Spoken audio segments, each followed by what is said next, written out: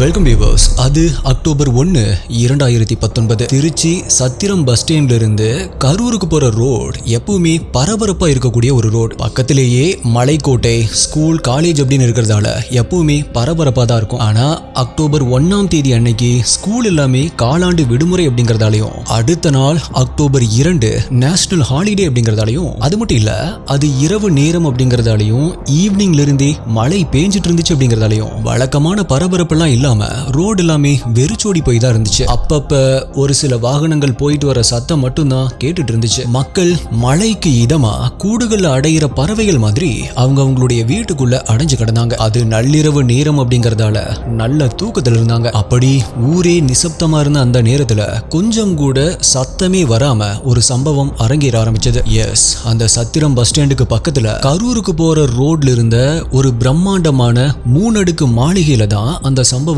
அரங்கேறிட்டு இருந்துச்சு. டைம் அப்ப mid night 1 மணி இருக்கும். எக்ஸாக்டா சொல்லணும் அப்படின்னா அக்டோபர் 2 அதிகாலை 1 மணி 15 நிமிடங்கள். அந்த பிரம்மாண்டமான பில்டிங் உடைய முன்பகுதி ஜக ஜோதியா லைட் வெளிச்சத்துல ஜொலிச்சிட்டு இருந்துச்சு. அங்க பாதுகாப்புக்காக 6 செக்யூரிட்டிகள் இருந்தாங்க. மழை பெஞ்சிட்டு இருந்ததால அவங்க அந்த பில்டிங் உடைய முன்பகுதியில ஒரு பாதுகாப்பான இடத்துல மழையில நனையாம பதுங்கி இருந்த அதே நேரத்துல அந்த பில்டிங் உடைய பின்பக்கத்திலையும் சில பேர் பதுங்க ஆரம்பிச்சாங்க. அந்த பில்டிங் உடைய முன்பக்கம் எந்த அளவுக்கு வெளிச்சத்துல குளிச்சிட்டு இருந்துச்சோ அதே அளவுக்கு அந்த பில்டிங் உடைய பின்பக்கம் இருட்டையே ஆடையா போத்திட்டு இருந்துச்சு. அது பிளான்டோ இல்ல அன்பிளான்டோ தெரியல, ஆனா அந்த இடம் கும் இருட்டாதான் இருந்துச்சு. முன்பகுதியில அந்த பில்டிங் உடைய பாதுகாப்புக்காக இருந்தவங்க மழையிலிருந்து தங்களை பாதுகாத்துக்கிறதுக்காக பதுங்கி இருக்க, பின்பகுதியில பதுங்கி இருந்தவங்களோ அந்த மழையிலிருந்து தங்களை பாதுகாத்துக்கணும் அப்படின்னு நினைக்கல. அந்த பில்டிங் உடைய பாதுகாப்பு பத்தியுமே யோசிக்கல. இருந்தாலுமே அந்த கொட்டுற மழையிலுமே அவங்க தான் மும்முரமா வேலை செஞ்சுட்டு இருந்தாங்க. சப்தமே இல்லாம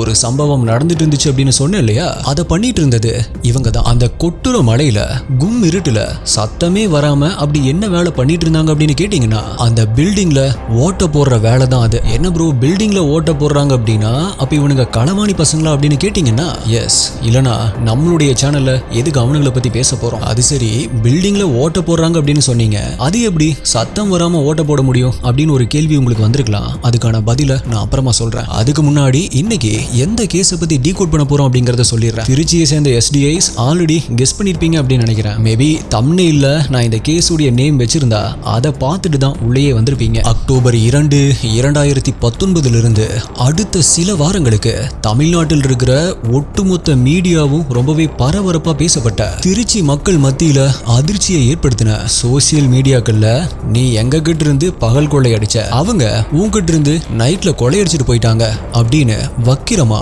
ஒரு சிலரை கமெண்ட் பண்ண வச்ச. அடப்பாவமே, நமக்காக மாச தவணைய அவரே கட்டுறேன் அப்படின்னு சொன்னாரே, அவருக்கா இந்த நிலைமை அப்படின்னு பல பேரை சொல்ல வச்ச திருச்சி லலிதா ஜுவல்லரியில நடந்த மிகப்பெரிய கொள்ளை சம்பவத்தை பத்தி தான் இன்னைக்கு வீடியோல ரொம்பவே டீடைல்டா டீகோட் பண்ண போறோம். நீங்க பார்த்துட்டு இருக்கிறது சரவணன் டீகோட்ஸ். நான் உங்கள் சரவணன். வாங்க இன்னைக்கு வீடியோக்குள்ள போலாம்.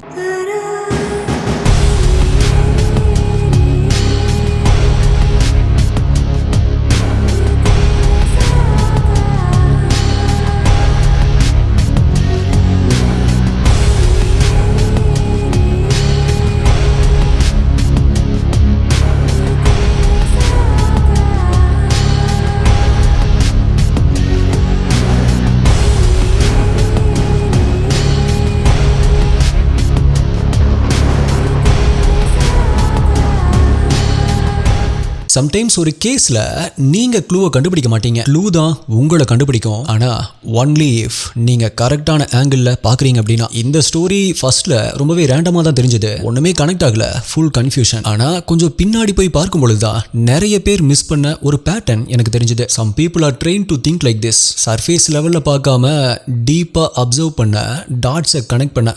Actually it's a skill. ஹானஸ்டா சொல்லணும் அப்படின்னா, நான் ஸ்கூல்ல படிக்கும் பொழுது அப்படி இல்லை. மேத் அப்படின்னா எனக்கு ரொம்ப கஷ்டம் தான். ஆனா மேத்னு சொல்றது வெறும் நம்பர்ஸ் மட்டும் இல்ல, நம்மளுடைய பிரெயினை ஷார்ப்பா திங்க் பண்ண வைக்கிறதுக்கு ட்ரெயின் பண்ற ஒரு வழி தான் அது. ஆக்சுவலா அப்பதான் எனக்கு பான்சு பத்தி தெரிய வந்துச்சு. இது மேத் கிளாஸ் இல்ல, இது ஒரு mind training, pattern recognition, logic, problem solving. இந்த சேம் ஸ்கில்ஸ் தான் ஒவ்வொரு ஸ்டோரியை நான் டீகோட் பண்ணும்போதுமே யூஸ் பண்ணுவேன். இப்ப நம்மளுடைய எஸ்டிஐ உங்ககிட்டயும் நான் அதை ஷேர் பண்ணணும்னு நினைக்கிறேன். உங்களுடைய குழந்தைங்க 5 வயசுல இருந்து 15 வயசுக்குள்ள இருக்கிறாங்க அப்படின்னா பான்சுடைய 1 hour free workshop and demo class அவங்க அட்டென்ட் பண்ணலாம். இதை டிசைன் பண்ணது வேர்ல்ட்ஸ் ஃபாஸ்டஸ்ட் ஹியூமன் கால்குலேட்டரான Mr Neelakanth Bhanu. Link description pinned கமெண்ட்ல இருக்கு, இப்பவே கிளிக் பண்ணுங்க. அண்ட் இன்னொரு விஷயம், நீங்க USA, UAE, Australia, Canada, Singapore, Malaysia அப்படின்னு எங்க இருந்து வேணாலுமே இதை அட்டன் பண்ண முடியும். ஆல்சோ என்னுடைய லிங்க் மூலமா ரெஜிஸ்டர் பண்ணீங்க அப்படின்னா ஃபுல் கோர்ஸ்ல அப் டு 25% வரைக்குமே உங்களுக்கு டிஸ்கவுண்ட் கிடைக்கும். ஸோ இப்பவே செக் பண்ணி பாருங்க.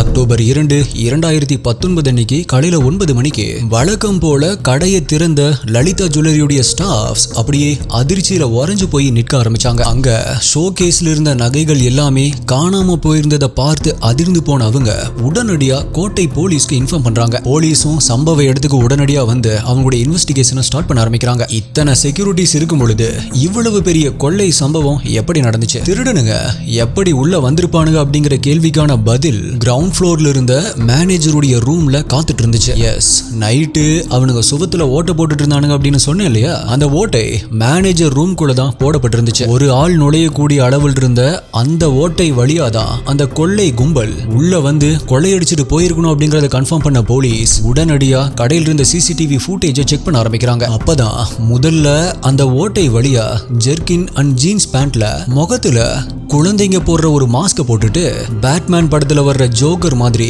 ஒரு உருவம் உள்ள வர்றத கவனிக்கிறாங்க. தரையில அப்படியே தவழ்ந்துகிட்டு வந்த அந்த உருவம் அங்கிருந்த ஷோகேஸ் கண்ணாடிய ஒரு ஸ்க்ரூ டிரைவரை வச்சு கழட்டிட்டு அந்த ஷோகேஸில் இருந்த ஒவ்வொரு நகையா எடுத்து ஒரு சின்ன பையில போட ஆரம்பிக்குது. அதே சமயம் இன்னொரு உருவமும் அதே ஓட்டை வழியா உள்ள நுழைய ஆரம்பிக்குது. அடுத்த 2 மணி நேரத்துல அந்த கிரவுண்ட் ஃப்ளோர்ல இருந்த அத்தனை தங்கம், வைரம், பிளாட்டினம் நகைகளும் களவாடப்பட்டிருக்கு. ஆல்சோ அங்கிருந்த கேஷ் கவுண்டர் டிராவையுமே ஓபன் பண்ணி அதிலிருந்த பணத்தையுமே கொள்ளையடிச்சிருக்கானுங்க. வந்த வேலை முடிஞ்சதுமே எந்த வழியில வந்தானுங்களோ அதே வழியில எஸ்கேப் ஆகியிருக்கானுங்க. இப்ப இந்த CCTV ஃபுட்டேஜஸை பார்த்த போலீஸ் வந்தவனுடைய நடை, உடை, பாவனையை வச்சு இது கண்டிப்பா நார்த் இந்தியன்ஸ் வேலையா தான் இருக்கும் அப்படிங்கிற முடிவுக்கு வராங்க. அப்படி போலீஸ் அந்த முடிவுக்கு வர்றதுக்கான காரணம் அவனுடைய பாடி லாங்குவேஜ், இடுப்புக்கு கீழே இறங்கி இருந்த பேண்ட், அவனுங்க போட்டிருந்த செருப்பு, இது எல்லாம் தான் காரணமா இருந்துச்சு. ஆல்சோ வடக்கில் இருக்கிற கொள்ளையர்கள் தான் இந்த மாதிரி சுவத்துல ஓட்ட போட்டு கொள்ளையடிக்கிறதுல எக்ஸ்பர்ட்டா இருந்தானுங்க. முகத்துல மாஸ்க், கையில கிளவுஸ் அப்படின்னு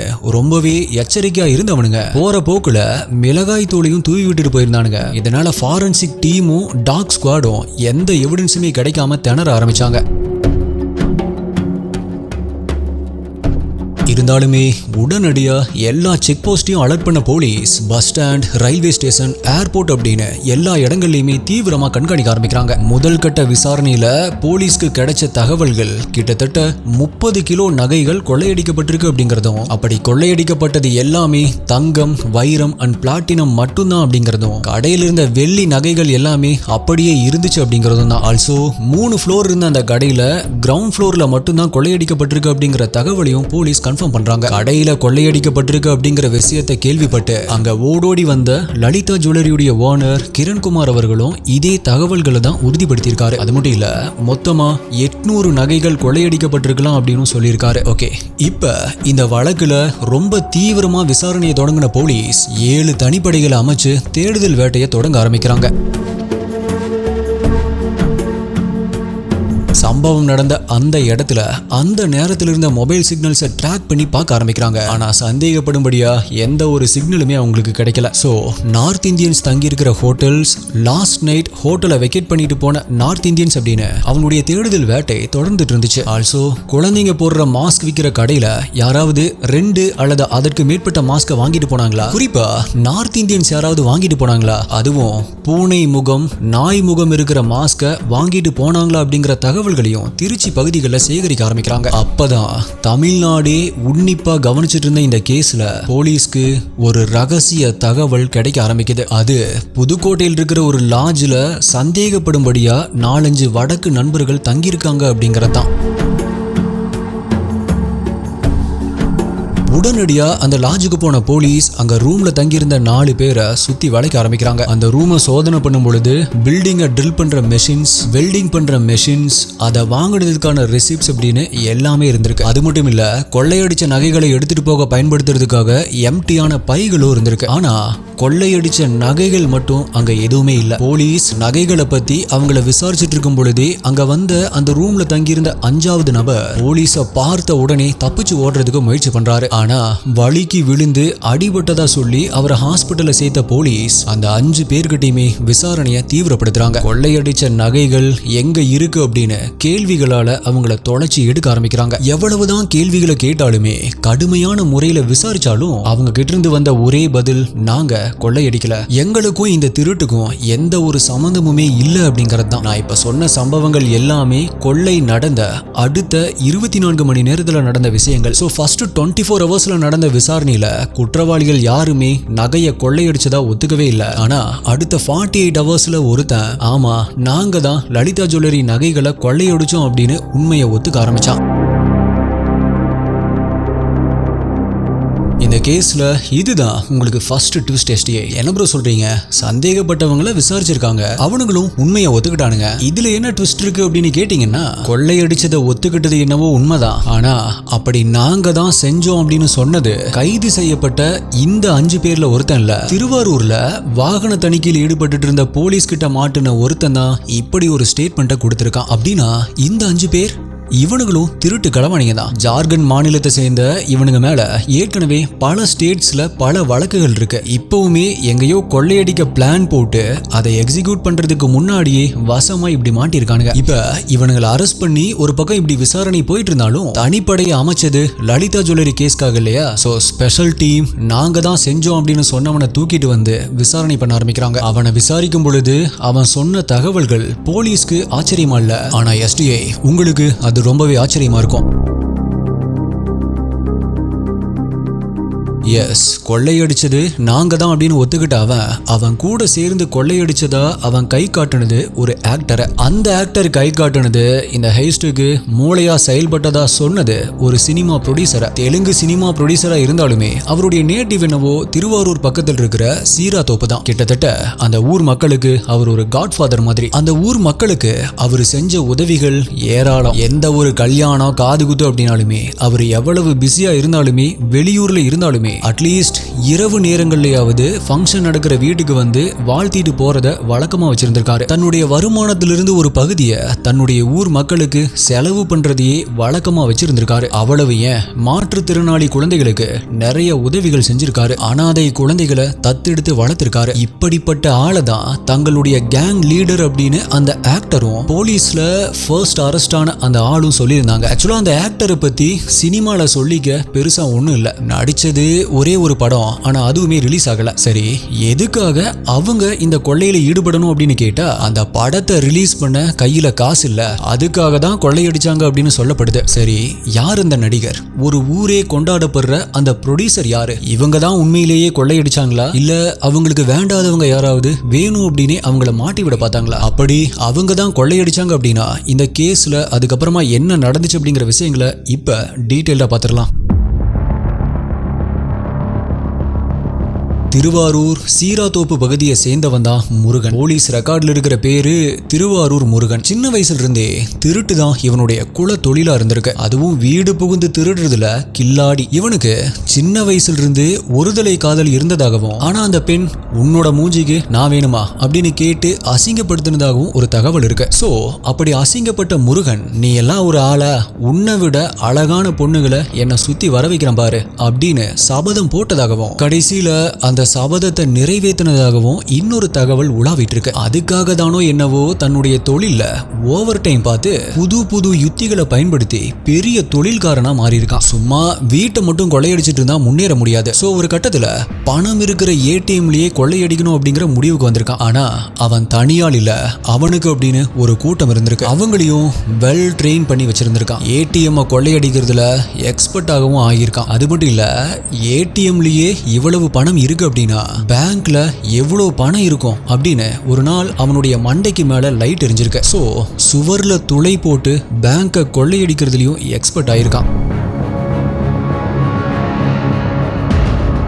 இப்படி பண மழை கொட்ட ஆரம்பிச்சதுமே சினிமா இண்டஸ்ட்ரியிலுமே கால் பதிக்க ஆரம்பிக்கிறான். தன்னை ஒரு ப்ரொடியூசரா அறிமுகப்படுத்திக்கிட்ட அவனுக்கு பல இளம் நடிகைகளுடைய அறிமுகமும் அவங்களுடைய கால் ஷீட்டும் கிடைக்க ஆரம்பிக்குது. படம் எடுத்தானோ இல்லையோ நடிகைகள் கொடுத்த கால் ஷீட்டை முருகன் வேஸ்ட் பண்ணதே இல்லை. Hope you can understand. இப்படி கொள்ளையடிச்ச பணத்துல உல்லாசமா வாழ்ந்துட்டு வந்த முருகன் ஒரு கட்டத்துல உண்மையான ப்ரொடியூசரா மாறி ஒரு படமுமே தெலுங்குல எடுத்திருக்கான். பட் ஏதோ காரணத்துக்காக அது பாதியிலேயே ஸ்டாப் ஆயிருக்கு. அதுக்கப்புறமா தன்னுடைய அக்கா மகனையே ஹீரோவா நடிக்க வச்சு ஒரு படமும் எடுத்திருக்கான். அந்த படத்தை ரிலீஸ் பண்ண அதிக பணம் தேவைப்பட்டதால தான் லலிதா ஜுவல்லரிய கொள்ளையடிக்க முடிவு எடுத்திருக்கான். சோ இப்ப உங்களுக்கு கைதான அந்த ஆக்டர் யாரு அப்படின்னு புரிஞ்சிருக்கும்னு நினைக்கிறேன். வெளிவராத அந்த படத்துல நடிச்ச ஆக்டர் முருகனுடைய அக்கா மகன் தான். அவன் பேரு சுரேஷ். இப்ப லலிதா ஜுவல்லரிய கொள்ளையடிக்கணும் அப்படின்னு முடிவு பண்ண முருகனன் டீம் ஒரு மாசமா அந்த நகை கடைக்கு வந்து நோட்டம் பார்க்க ஆரம்பிக்கிறானுங்க. எந்தெந்த நகைகள் எங்கெங்க இருக்கு, எங்க ஓட்ட போட்டா ஈஸியா உள்ள வர முடியும், சிசிடிவி கேமரா அந்த கடைக்குள்ள எங்கெங்க இருக்கு, எத்தனை கேமராக்கள் இருக்கு அப்படின்னு எல்லாத்தையுமே நோட்டம் பார்க்க ஆரம்பிக்கிறானுங்க.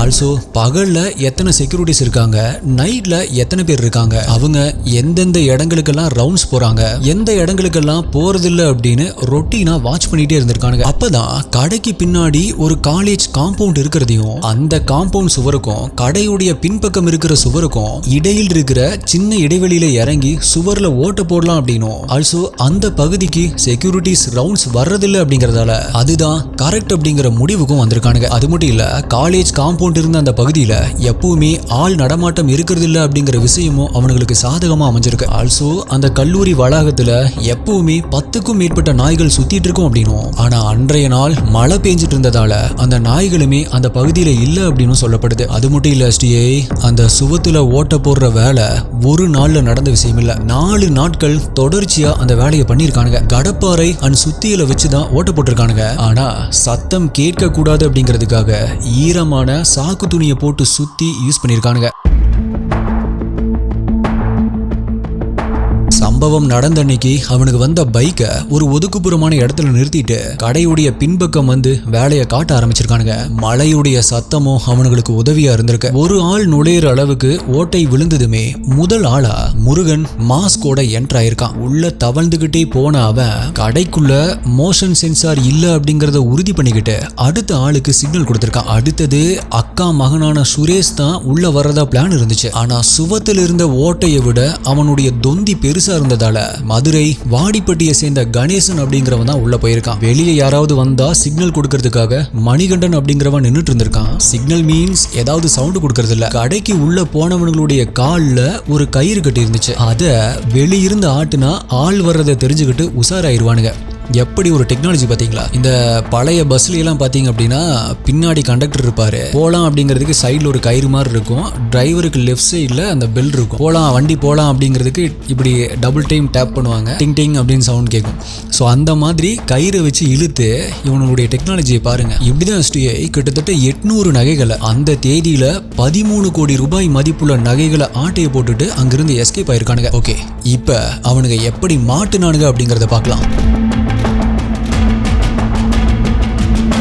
அக்டோபர் 3, 2019 அன்னைக்கு நைட்டு போலீஸ் வழக்கம் போல வாகன தணிக்கையில ஈடுபட்டு இருக்காங்க. அப்ப அங்க வேகமா வந்த ஒரு பைக் போலீஸ் நிறுத்த சொல்லியுமே நிக்காம போக ஆரம்பிக்குது. உடனடியா போலீஸ் அந்த பைக்கை சேஸ் பண்ண ஆரம்பிக்கிறாங்க. ஆனா அந்த பைக்ல பின்னாடி உட்கார்ந்துட்டு இருந்தவன் ஓடுற பைக்ல இருந்து குதிச்சு தப்பிச்சு போக ஆரம்பிச்சிருக்கான். இப்படி ஸ்டண்ட் வேலை பண்ண அவன் வேற யாரும் இல்ல, வெளிவராத படத்துல நடிச்ச நம்ம ஆக்டர் சுரேஷ் தான். சோ அந்த பைக்கை ஓட்டிட்டு போன மணிகண்டன் வசமா போலீஸ் கிட்ட மாட்டிருக்கான். அந்த பைக்கை சோதனை போடும் பொழுது 4.5 கிலோ மதிப்புள்ள நகைகள் இருக்கிறத பார்த்த போலீஸ் அப்படியே ஷாக் ஆயிருக்காங்க. மணிகண்டனும் என்னென்னவோ காரணம் சொல்லி தப்பிக்க பார்த்திருக்கான். ஆனா அந்த நகைகள்ல இருந்த பார்கோட் மூலமா அது லலிதா ஜுவல்லரியில கொள்ளையடிச்ச நகைகள் தான் அப்படிங்கறத கன்ஃபார்ம் பண்ண போலீஸ் அந்த கேஸை விசாரிச்சுட்டு இருந்த ஸ்பெஷல் டீம் கிட்ட அவனை ஹேண்ட் ஓவர் பண்ணதுக்கு அப்புறமா தான் சுரேஷ் மற்றும் முருகனுடைய பெயர்களை அவன் சொல்லியிருக்கான். ஒன்ஸ் முருகனுடைய பெயரை கேட்டதுக்கு அப்புறமா தான் போலீஸ்க்கு எவ்வளவு பெரிய திருட்டு கும்பல் இதுல ஈடுபட்டு இருக்கு அப்படிங்கிற விஷயமே புரிய ஆரம்பிச்சிருக்கு.